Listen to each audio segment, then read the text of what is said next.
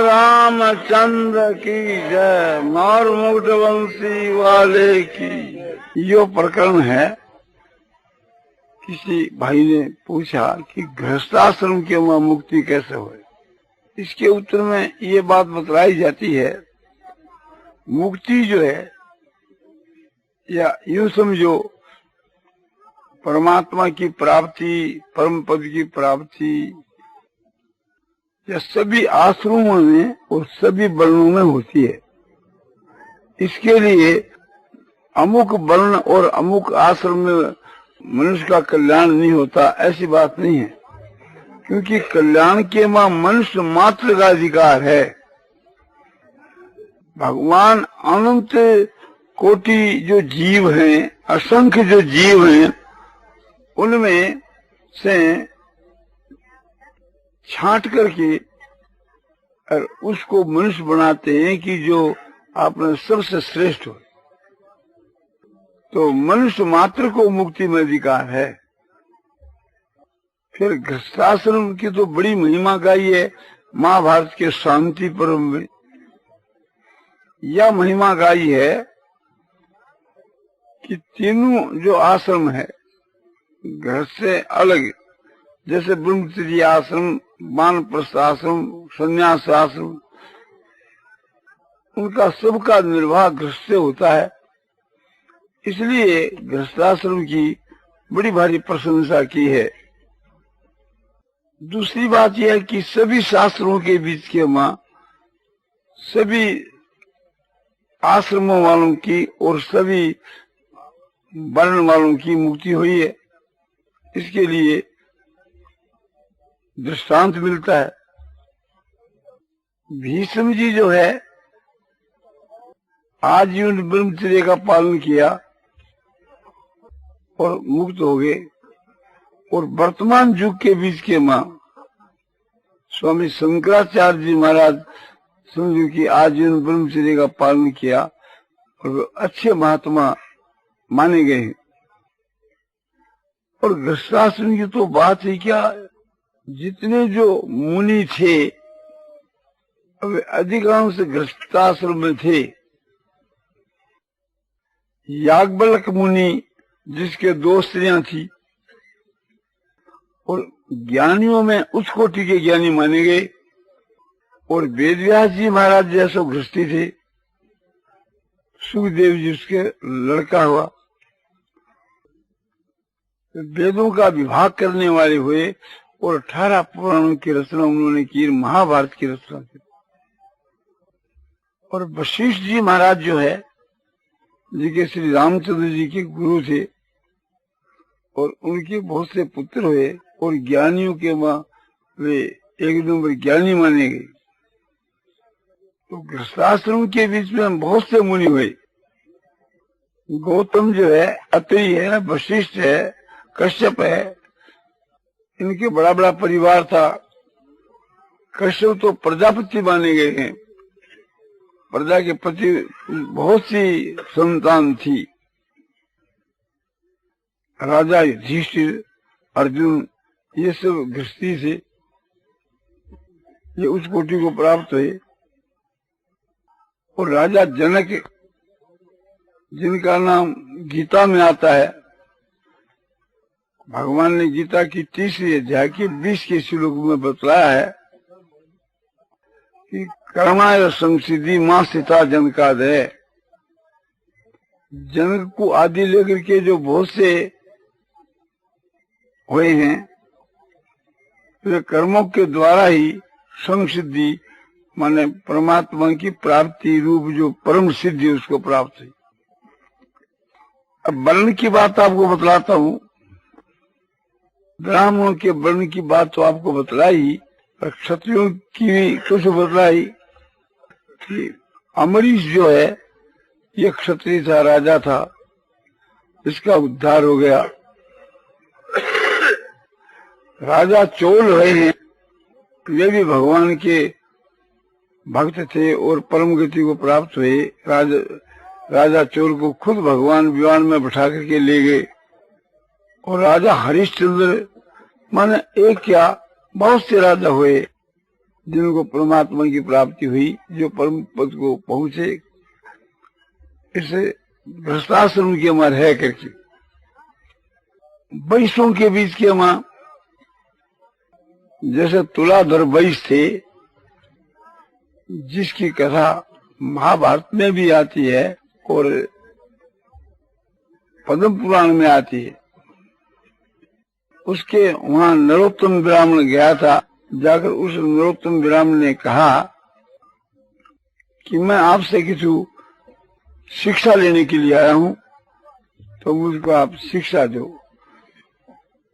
तो तुलाधर वैश्य ने ये बात कही कि अभी यहाँ ग्राहकों की भीड़ बहुत है, या रात की 9 बजे तक भीड़ रहेगी, यानी 3 घंटा रात बीतने तक भीड़ रहेगी। उसके बाद अवकाश मिलेगा, तब मैं आपको जो पूछोगे कहूंगा। और अभी तो मुझको अवकाश नहीं है, और आपको जल्दीबाजी हो तो यहाँ एक सज्जन अजो नाम वाला एक महात्मा, बड़ा सज्जन पुरुष है, उनके पास तुम चले जाओ, वे आपको उपदेश कर सकते। इतना कहने पर उसको क्रोध आ गया कि मैं तुम्हारे पास में शिक्षा लेने के लिए आया, तुम्हारे को फुर्सत भी नहीं है, अवकाश भी नहीं है। तो तुलाधर ने कहा कि महाराज इस प्रकार से क्रोध नहीं करना चाहिए। आपके द्वारा जो एक पक्षी, चिड़िया पक्षी भस्म हो गया, इस बात को भी मैं जानता हूँ। और आकाश के वहां जो वाणी हुई थी आपके विषय में, उसको भी मैं जानता हूँ। उसने क्रोध करके एक चिड़िया को भस्म कर दिया था। तो तुलाधर सब कुछ जानता था। तो भगवान ने खुद ये बात फिर उस नरोत्तम को समझाई है कि ये तुलाधर जो वैश्य है, ये सबके साथ में सम व्यवहार करता है और सत्य व्यवहार करता है। इसके यहाँ झूठ कपट नहीं है। इसके प्रभाव से थी इसके घर के ऊपर मैं ब्राह्मण का रूप धारण करके सदा निवास करता हूँ। तुलाधर जब मर करके गया तो वो भगवान के परम धाम को गया। और नंद भद्र नाम का एक भगवान का भक्त हुआ है, वो भी उच्च कोटि का था। उसकी कथा स्वामी सकंद पुराण में आती। आज जो आपको दिन में कथा सुनाई थी श्रवण की, उसका पिता जो है सो बड़ा तपस्वी था, उसका नाम याद नहीं रहा। वो वैश्य ऋषि हुआ है, वैश्य होकर के ऋषि हुआ। तो इसी प्रकार से थी शूद्रों के बीच के वहां भी बहुत से मुक्त हुए। सबरी भिलनी जो है नीची जाति की थी, केवट नीची जाति का था, धर्म व्याध ये नीची जाति का था, और मूक चंडाल जाति का चंडाल था। माता पिता की सेवा के प्रभाव से मुक्त हो गया, ये कथा भी आपको बतलाई थी। तो इस प्रकार से थी बहुत से ये सब शूद्र योनि के वहां मुक्त हो गए। ये क्यों, आप गीता में देख लो। गीता तो विधि वाक्य है, उदाहरण वाक्य से भी विधि वाक्य बलवान होता है। गीता कहती है कि मांग पार्थिपाश्रित ये पीषु पाप योनियो अस्त्रियो वैश्या तथा शूद्रास्ते भी आंति परांगतिम। हे पार्थ, मेरी शरण लेकर के चाहे स्त्री हो और चाहे वैश्य हो, चाहे शूद्र हो, और चाहे पापी होने वाले चंडाल भी क्यों नहीं हो, वे भी सब परम गति को प्राप्त हो जाते हैं, यानी मुक्त हो जाते हैं।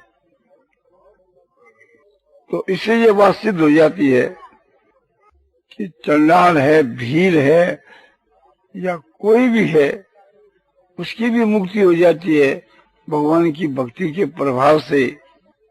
तब औरों की तो बात ही क्या है।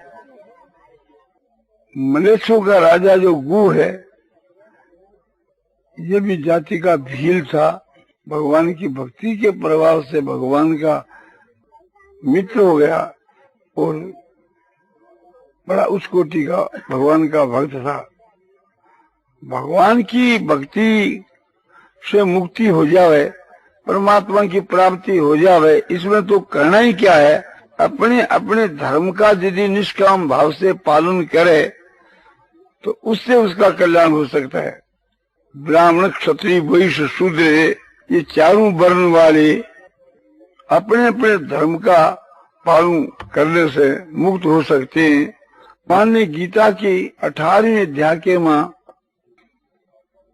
ब्राह्मण, क्षत्रिय, वैश्य, शूद्र इनके धर्मों की व्याख्या की। ब्राह्मण का धर्म गीता की 18वें अध्याय के 42 के श्लोक में बताया, और क्षत्रिय का 43 में, और शूद्र और वैश्य का 44 में। सबका लक्षण बतला के ये कहा कि अपने अपने कर्मों में लगा हुआ और जिस प्रकार से परम सिद्धि में मुक्ति को प्राप्त होता है, वो बात मैं तुम्हारे को बतलाता हूँ। फिर 46 के श्लोक में ये बात साफ करी कि यत प्रवृत्ति भूतानां येन सर्वम इदं ततम स्वकर्मात्म व्यर्चय सिद्धि बिंदति मानव। अपने अपने कर्म में लगा हुआ पुरुष किस प्रकार, जिस प्रकार सिद्धि को प्राप्त होता है, वो बतलाता हूँ। ये कहकर भगवान कहते हैं कि ये तो प्रवृत्ति भूतांगेन सर्वमिदं ततम, जिस परमात्मा से इस संसार की उत्पत्ति हुई है और जो परमात्मा इस संसार के मां व्यापक है, उस परमात्मा को अपने अपने कर्म के द्वारा उनको पूज कर यानी उसकी की सेवा करके मनुष्य परम गति को प्राप्त हो जाता है। ये बात भी जगह जगह आई है कि माता पिता की सेवा करने से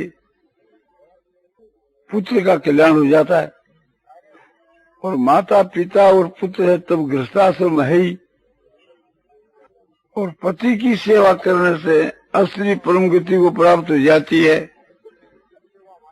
तो पति की सेवा स्त्री करती है तो गृहस्थाश्रम में ही करती है। अब ये बात है कि किस प्रकार से कर्म करने से मनुष्य परम गति को प्राप्त हुए, तो उसके लिए बहुत से मार्ग बताए हैं।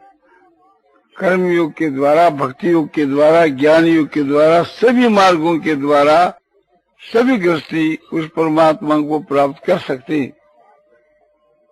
गृहस्थ में रहकर के निष्काम भाव से कर्म करने से मनुष्य का कल्याण होता है। संन्यास कर्म योगश्च निःश्रेयस सकर्मो तरस्तु कर्म संन्यासात् कर्म योगो विशिष्यते। ये गीता की 5वें अध्याय का दूसरा श्लोक है। भगवान कहते हैं वो श्रेष्ठ है। संन्यास से संन्यास आश्रम कोई लेवे तो भी एक प्रकार से ये उसका अर्थ बनता है कि उसे गृहस्थाश्रम अच्छा है, और नहीं तो भगवान ने जिस दृष्टि से कहा वो दृष्टि यह है कि ज्ञान योग से थी कर्म योग श्रेष्ठ है। दोनों कल्याणकार होने पर भी ज्ञान योग से थी कर्म योग श्रेष्ठ है। क्यों? कि उसकी प्रशंसा करते हुए भगवान कहते हैं कि ये मार्ग बड़ा सुगम है। ज्ञेय से निसन्यासी योने द्वेष्टि लंकांक्षति निर्द्वंद्वी महाभावो सुखम बंधात परमुच्यते। ऐसा जो गृहस्थी है, कर्म योगी, कर्म करने वाला पुरुष, उसे दृष्टि को, कर्मयोगी को नित्य सन्यासी समझना चाहिए। वो सदा ही असो सन्यासी है, यानी ज्ञानी है। कैसा वो दृष्टि कि यो न दृष्टि न कांक्षती, न तो किसी द्वेष करता है और न कोई चीज की आकांक्षा करता है। निर्द्वंद्व ही महाभावो सुखम बंधात परमुच्यते। हे महाभावो, जो द्वंद्व से रहित है वो सुख पूर्व संसार के बंधनों से मुक्त हो जाता है। द्वंद्व क्या कि राग द्वेष हर्ष शोक, ये सब द्वंद्व है। और भी भगवान ने गीता में बहुत सी बातें बताई। कर्मयोग जो है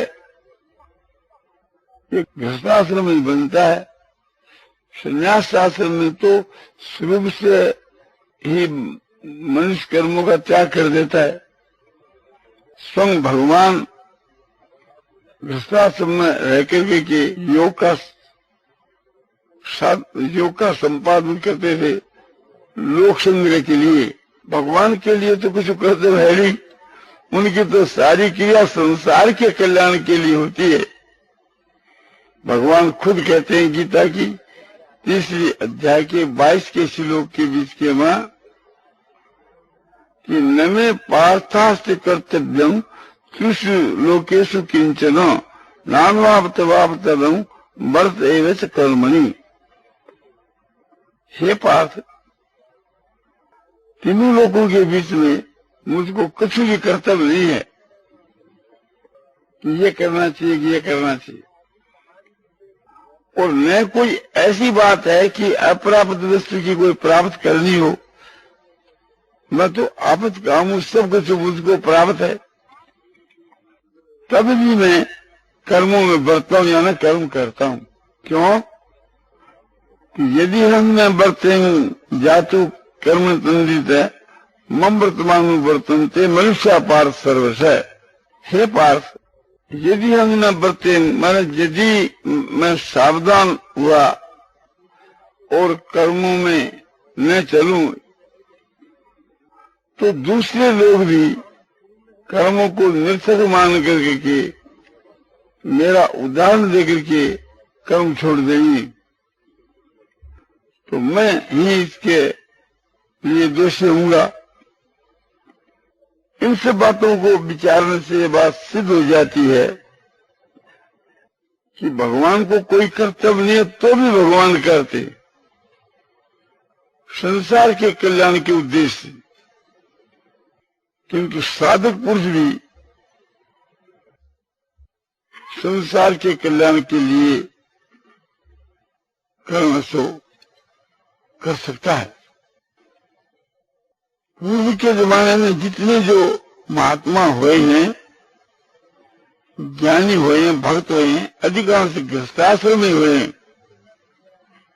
इस लोक के बीच के मां जो साधक पुरुष है और विषयों में आसक्ति भी है, तो वह मर करके स्वर्ग को जाकर स्वर्ग के भोगों को भोग करके और फिर पवित्र लक्ष्मीवानों के घर में उसका जन्म होता है। और कोई ऐसा है कि ग्रस्त है और परमात्मा की प्राप्ति होने के पहले ही मर गया, तो वह मर कर के स्वर्गलोक को नहीं जाता। वह योगियों के कुल के वहां जन्म लेता है। कर्मयोगी, ज्ञान योगी, ध्यान योगी, ज्ञान योगी, अष्टांग योगी, सब योगी हैं। तो जन्म जो ले वो तो गृहस्थी है ही। तो उत्तम गृहस्थ के घर में उसका जन्म होता है योग भ्रष्ट पुरुष का, और वहां जाकर के फिर उसी काम में लग जाता है। तो ऐसा जन्म जो है दुर्लभतर है। भगवान गीता के मां कहते हैं कि स्वर्ग को भोग करके और वह योग भ्रष्ट पुरुष है। सुचिनांग श्रीमतांगे योग भ्रष्टो भी जाते। सुचिनांग श्रीमताम, कैसे वो श्रीमान माने लक्ष्मीमान वे हैं कि पवित्र जो पुरुष हैं, पवित्र जो लक्ष्मण माना उनके घर के में उसका जन्म होता है। किसका? योग भ्रष्ट पुरुष का। और जो गृहस्थाश्रम में तो रहा, किंतु एक प्रकार से वैराग में भी मस्त था, और किसी कारण से थी मरने के समय में भगवान की स्मृति हुई नहीं, तो उसकी फिर क्या? दुर्लभ ही नहीं दुर्लभता है। जो गृहस्थी है और महात्मा है, योगी है, उसके कुल के मां जिसका जन्म होता है, अधिकांश के मां उसका उद्धार ही हो जाता है, उस बालक का कल्याण ही हो जाता है। वैराग में भी मस्त था, और किसी कारण से थी मरने के समय में भगवान की स्मृति हुई नहीं, तो उसकी फिर क्या गति होगी? तो इसका ये उत्तर है कि अथवा योगी नामे व कुले भवती धीमताम एतद ही दुर्लभतरं लोके जन्म यदि दिशम। योगियों के कुल में योग भ्रष्ट पुरुष का जन्म होता है, और इस प्रकार का जो जन्म है दुर्लभ ही नहीं दुर्लभता है।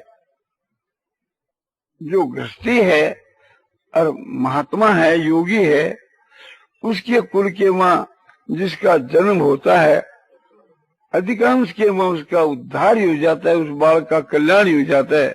और वहां जाके के वह फिर एक प्रकार से उसी प्रयत्न में लग जाता है जो पहले जन्म में किया, तो फिर शीघ्र उसको परमात्मा की प्राप्ति हो जाती है।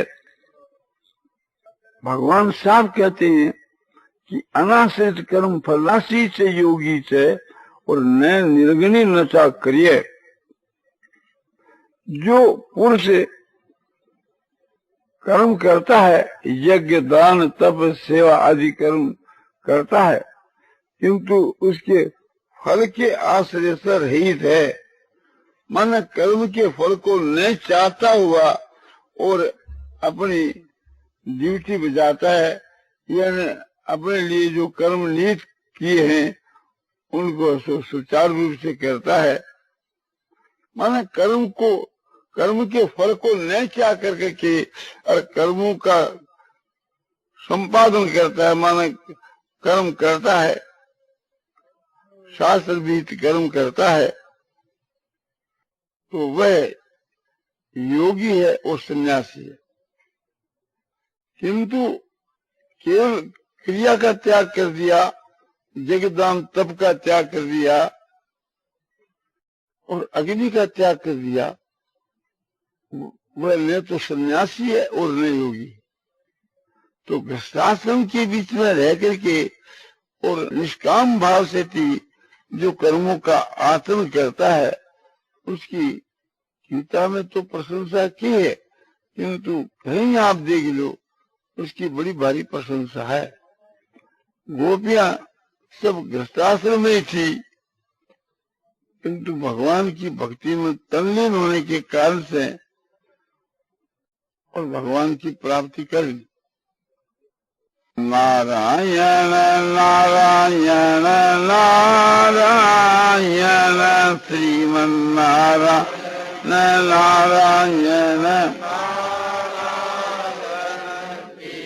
नारायण नारायण की जय। मोर मुक्त बंसी वाले की जय। बहुतों की गृहस्थाश्रम की महामुक्ति हुई है, और स्त्री की पति की सेवा से और वैश्य की माना सत्य व्यवहार के द्वारा और माना चंद्र की ईश्वर की भक्ति से तो सबकी होती है। पद्म पुराण के बीच के मां एक कथा मिलती है,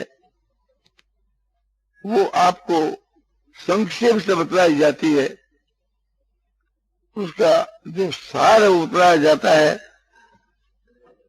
कि एक ब्राह्मण था, उसका नाम था नरोत्तम। वह ब्राह्मण अपने माता पिता को छोड़ करके और वन के वहां तपस्या करने के वास्ते चला आया। उसके माता पिता बूढ़े थे, आंखों से बेचारे अंधे हो गए,